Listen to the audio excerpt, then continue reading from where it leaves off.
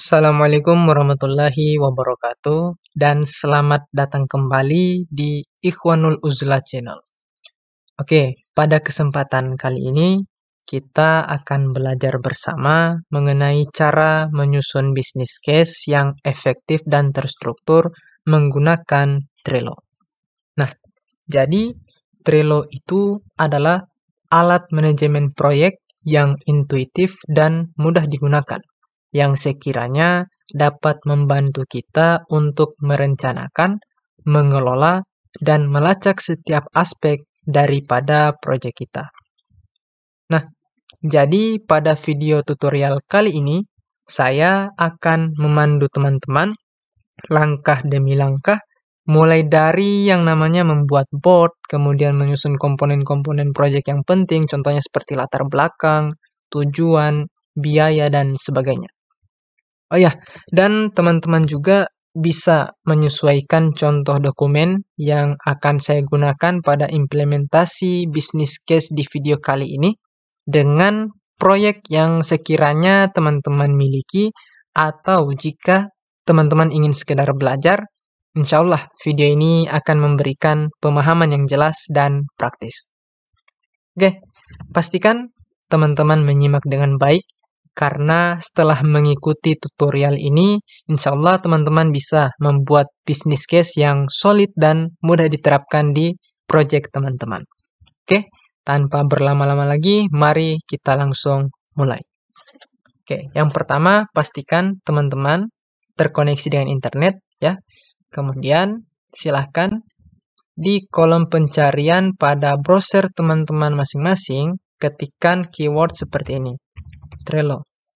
Ya, lalu cari. Nah, dan nantinya akan muncul di pencarian atau hasil pencarian paling teratas, yakni trello.com manage your team's project. Nah, inilah situsnya. Kita langsung klik saja atau masuk untuk mengunjungi daripada situs Trello tersebut.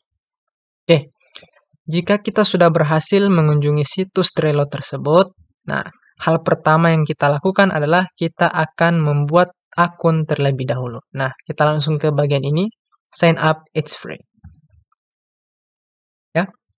Nah, di sini kita disuguhkan dua metode untuk membuat akun Trello. Yang pertama, kita bisa langsung menuliskan email kita. Yang kedua, kita bisa memilih akun ya dari keempat akun yang tersedia ini sesuai yang kita punya. Entah itu akun Google, Microsoft, Apple, ataupun Slack. Oke, untuk tutorial kali ini lebih cepatnya saya sarankan gunakan saja akun Google yang telah kita miliki masing-masing ya. Oke, jadi di sini kita pilih akun Google. Nah, setelah itu tinggal kita pilih dan sesuaikan akun Google kita yang mana untuk kita buat menjadi akun Trello ya. Misal saya pilih akun Google saya yang ini.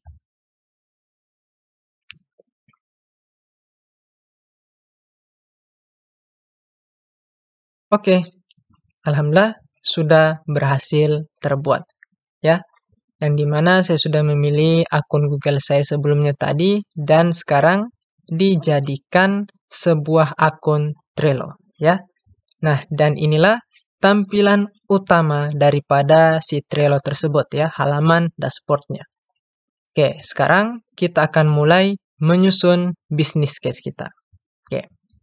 Nah, langkah pertama kita akan membuat yang namanya board ya. Kita langsung klik tombol create ini, kemudian kita pilih ini, create board. Nah, board atau yang artinya adalah papan ya.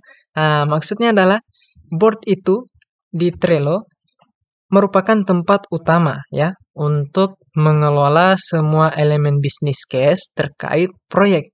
Nah, jadi di board itu nantinya yang akan kita gunakan untuk menyimpan semua komponen.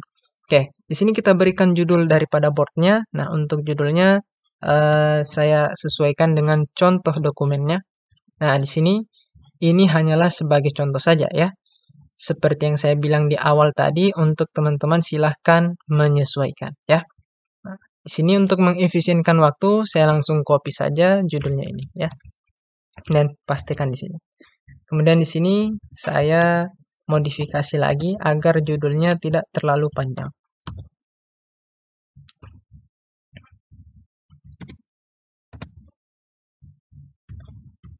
Oke, ini business case implementasi LMS di Universitas X.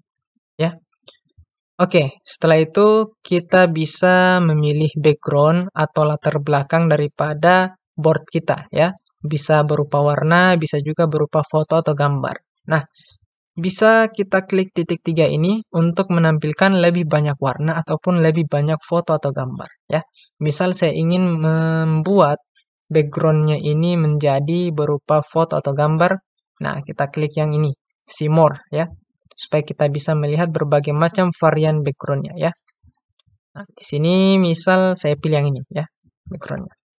Oke, sudah berhasil di set ya backgroundnya, dan juga kita juga sudah berhasil tadi mengset title atau judul daripada board kita ini. Oke, kita klik X, kemudian kita pilih create. Oke, dan langkah pertama alhamdulillah berhasil kita buat, yakni membuat board ya, atau papan atau tempat utama untuk mengelola semua elemen bisnis case kita ya. Oke, sekarang kita masuk ke langkah yang kedua. Nah, yang dimana langkah yang kedua ini adalah menyusun list ya, ini enter list name. Nah, list atau bahasa Indonesianya itu adalah daftar. Nah, list dalam Trello ini digunakan untuk mengelompokkan aktivitas atau informasi terkait masing-masing tahap pembuatan bisnis case. Oke, kita berdasarkan lagi pada contoh dokumen. Nah, di sini ada beberapa poin. Poin-poin inilah yang akan kita jadikan list ya. Kita langsung saja. Ringkasan eksekutif, kemudian latar belakang. Oke, kemudian analisis situasi.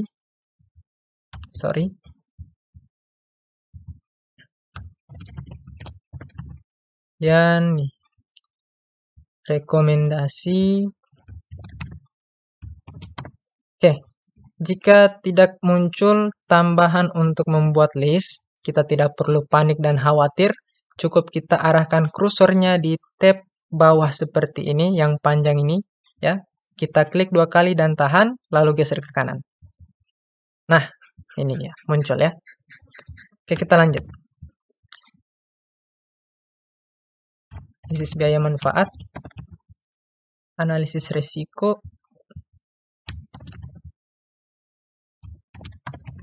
dan kesimpulan.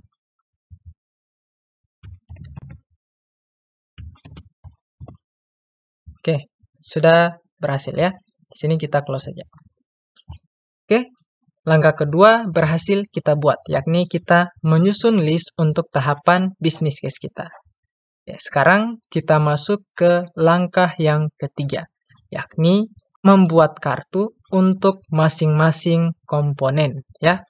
Nah, oleh karena itulah di sini ada suguhan add a card ya. Nah, jadi maksudnya si card atau kartu ini di Trello ya, itu membantu dalam menguraikan setiap elemen dari bisnis case yang akan memberikan ruang untuk menyimpan informasi secara detail. Nah, oke, kita langsung saja. Nah, pada setiap list yang telah berhasil kita buat ini, kita akan buatkan sebuah card ya, sebagai subkomponen dari bisnis case kita ini. Oke, jadi sini kita tambahkan ya, add a card. Kita mulai dari yang pertama. Misal di sini ringkasan proyek. Oke, kemudian yang ini latar belakang proyek. Nah, analisis situasi saya sesuaikan lagi dengan contoh dokumen. Misal di sini kekuatan, kemudian kelemahan, kemudian peluang, kemudian ancaman. Selanjutnya rekomendasi. Sini rekomendasi proyek. Selanjutnya analisis biaya manfaat. Nah, biaya manfaat dan ROI. Biaya manfaat ROI. Analisis risiko, resistensi pengguna, overrun biaya. Resistensi pengguna,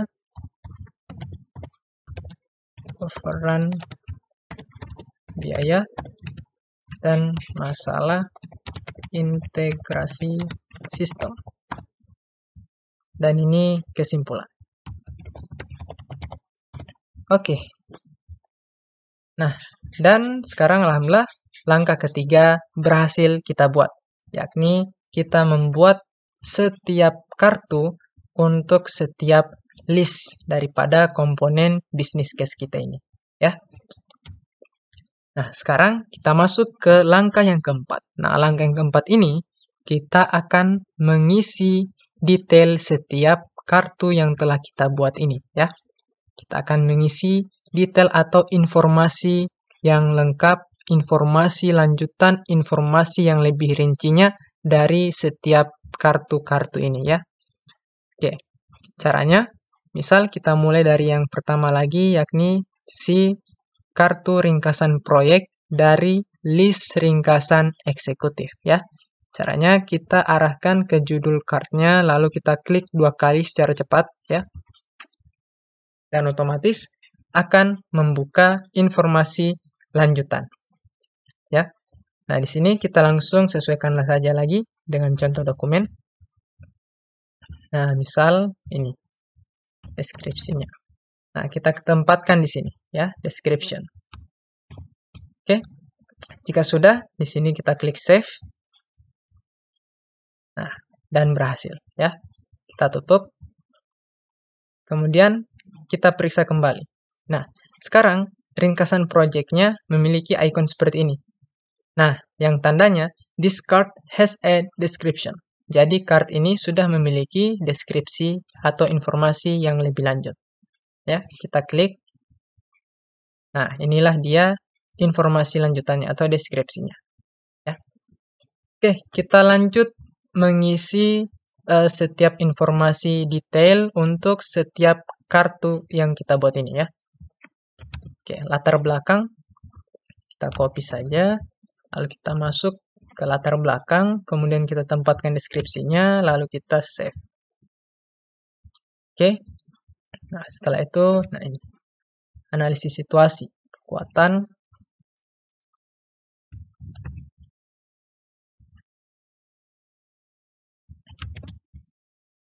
oke, save. Kemudian resistensi terhadap perubahan.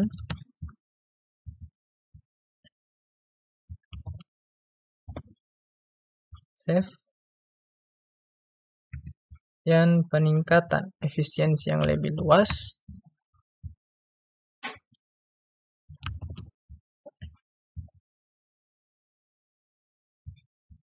Dan keamanan data dan ketergantungan pada vendor. Sorry. Oke.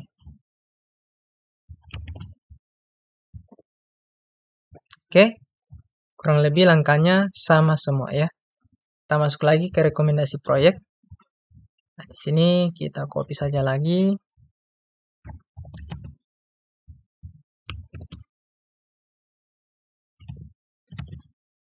(12 bulan). Ya, ini.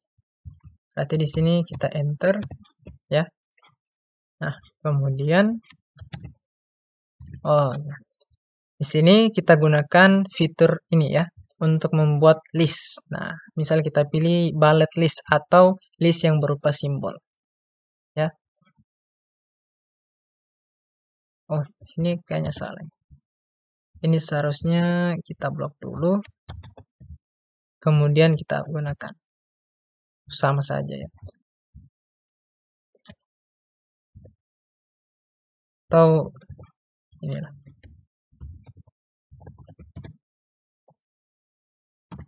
Nah,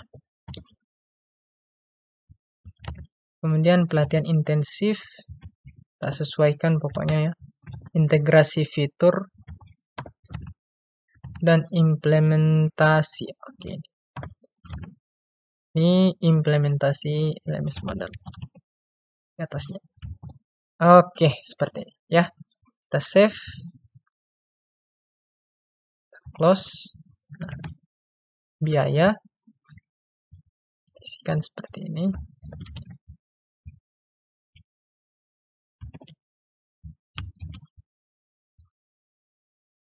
Save. Manfaat.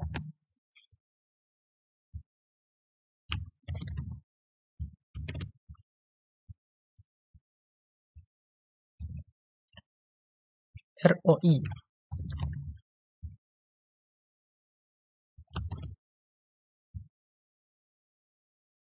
Oke, lanjut lagi. Analisis risiko. Nah, ini mitigasi.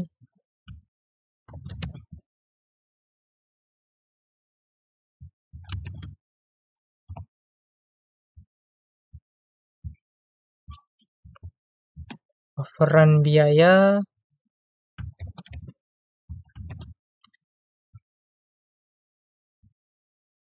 Masalah integrasi sistem.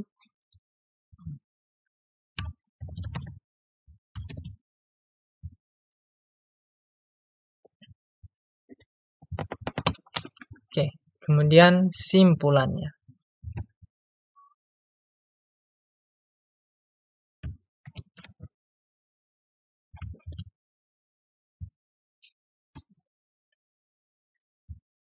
Oke, alhamdulillah langkah keempat sudah berhasil kita buat, yakni kita mengisikan setiap detail pada setiap kartu yang telah kita buat sebelumnya.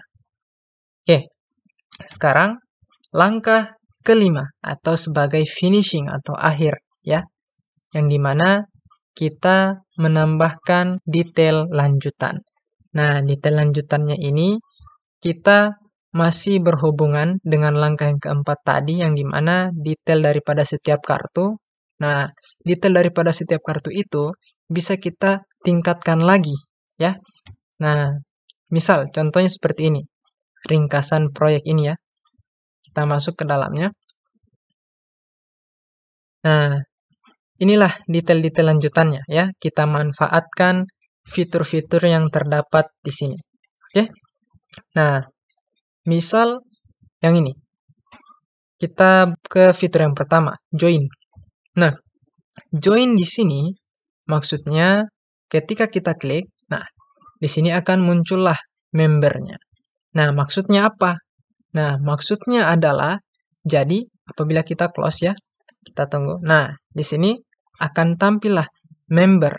Nah, membernya di sini maksudnya tadi itu adalah yang menjadi bertanggung jawab dengan ringkasan proyek ini ya. Jadi kartu-kartu yang ada di sini termasuk dengan listnya, apabila kita gunakan fitur join ya, maka itu ibarat kalau di dunia nyatanya, maka si member inilah yang bertanggung jawab terhadap hal ini ya. Kurang lebih seperti itu.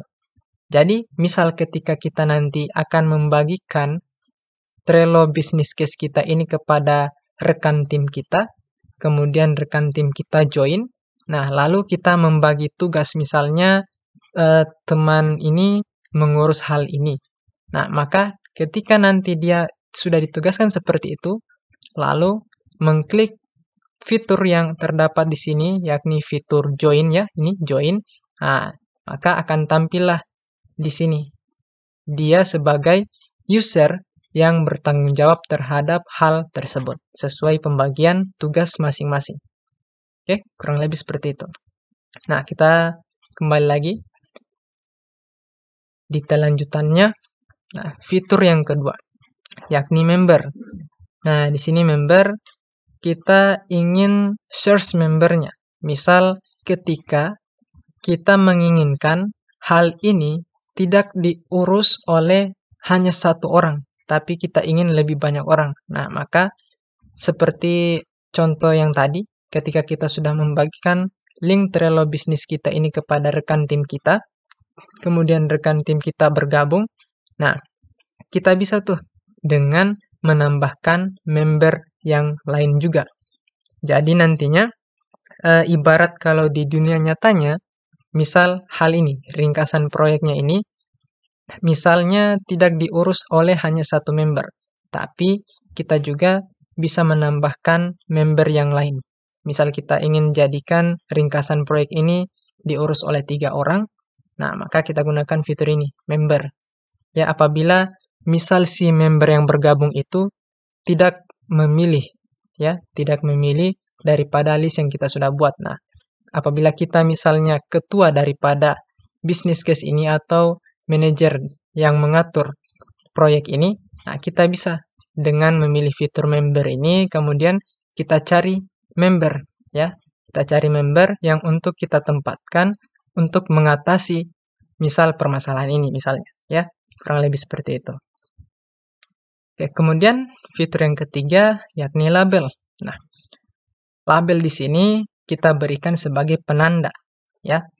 Misal warna hijau, misal penanda bahwa proyeknya ini misal, oh ini, kita tandai warna hijau itu proyeknya sudah selesai, ya. Nah, misal yang ini lagi, misal sedang dalam pengerjaan, kita berikan label biasanya itu kuning, ya. Ya, kuning sini, ya, yellow. Nah, misal yang ini lagi, kekuatan. Kita berikan label, misal lagi ada bug, ya, atau permasalahan. Kita berikan seperti ini.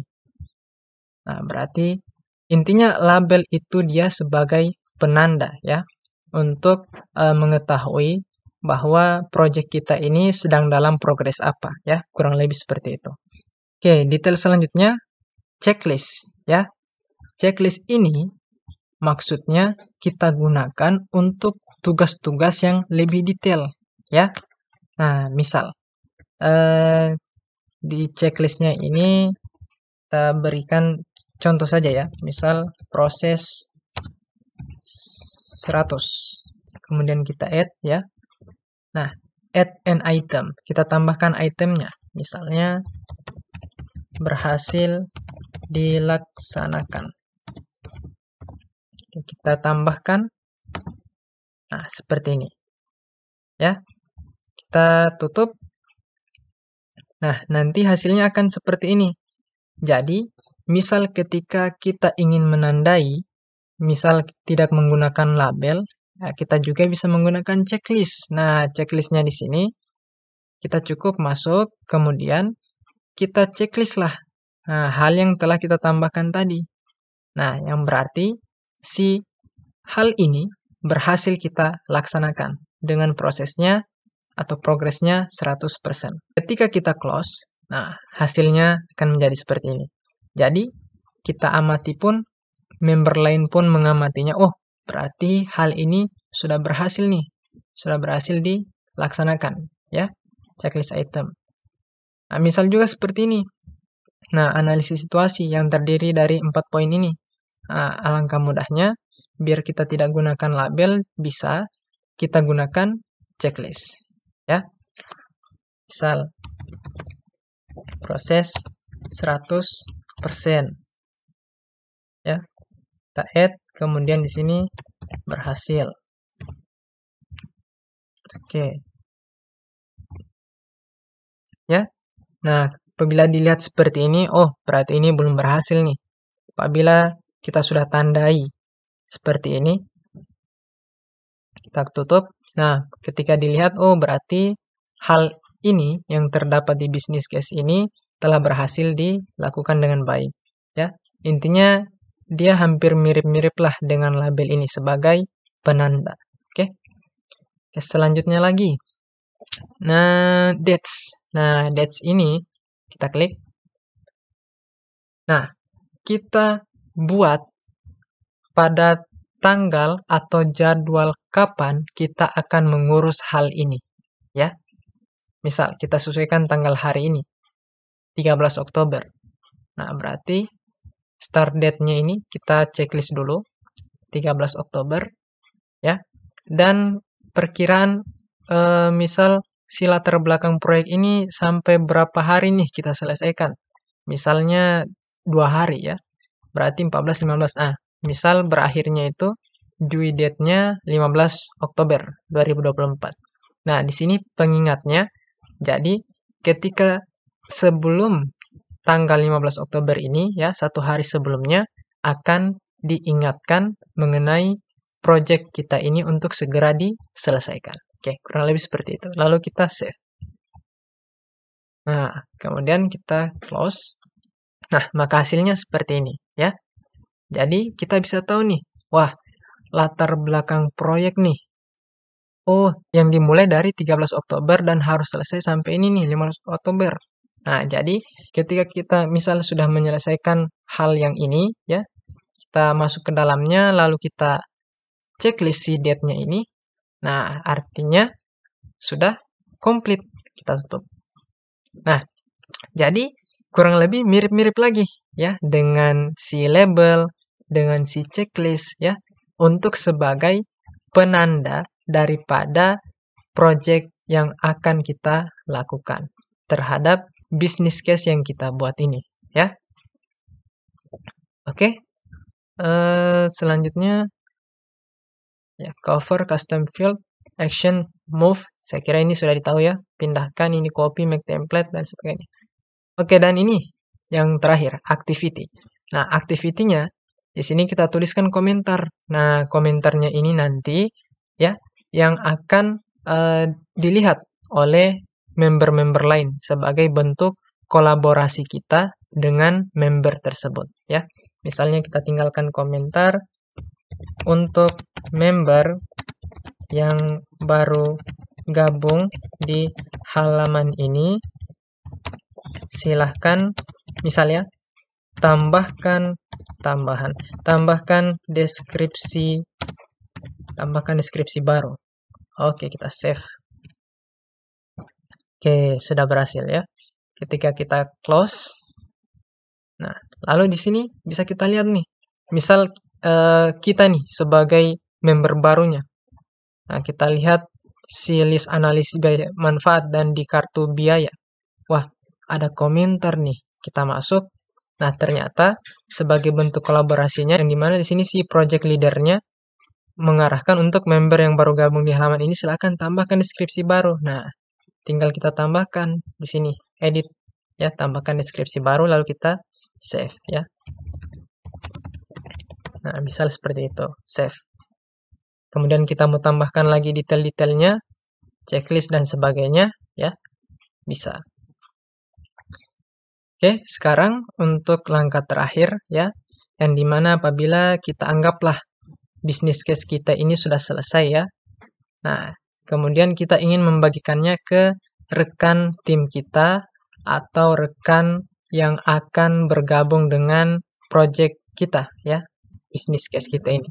Nah, kita klik tombol share. Nah, kemudian di sini bisa kita langsung tuliskan alamat emailnya atau nama si orang yang akan kita tuju tersebut. Nah, bisa juga kita langsung copy linknya ya, copy link Trello-nya kita ini yang kita buat bisnis case ini, kita copy link. Nah, lalu link copy to clipboard. Jadi kita bisa langsung, nah, misal kita tambahkan tab baru ya, hanya contoh saja, kita paste. Nah, dan kemudian kita kirimkanlah link ini nantinya ke rekan yang ingin kita tuju untuk bergabung ataupun untuk mengedit kembali bisnis case kita. Ya. Dan di sini kita bertindak sebagai admin. Nah, kemudian nanti yang akan bergabung dengan bisnis case kita di Trello ini atau board kita ini nantinya akan bertindak sebagai member ya, nih member. Oke, jika sudah kita langsung klik saja share ya. Nah, misal kita sudah memasukkan nama emailnya, nah kita klik share.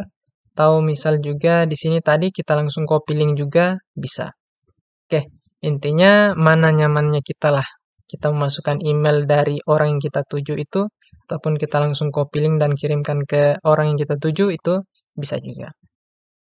Oke, dan nanti apabila misal sudah disetujui, misal ada member yang sudah bergabung, apabila kita klik lagi share ini, nanti akan terdapatlah di sini board member atau anggota daripada board si business case-nya ini. Ada beberapa orang yang join dan bergabung.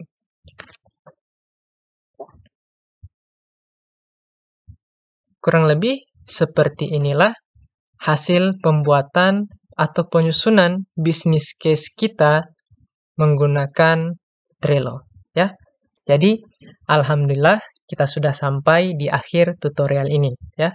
Terima kasih banyak sudah menyimak hingga selesai. Semoga video ini bermanfaat dan membantu teman-teman dalam menyusun business case yang efektif menggunakan Trello, ya. Oh ya, jangan ragu untuk menyesuaikan metode yang saya bagikan ini dengan kebutuhan proyek teman-teman atau bahkan untuk sekedar latihan.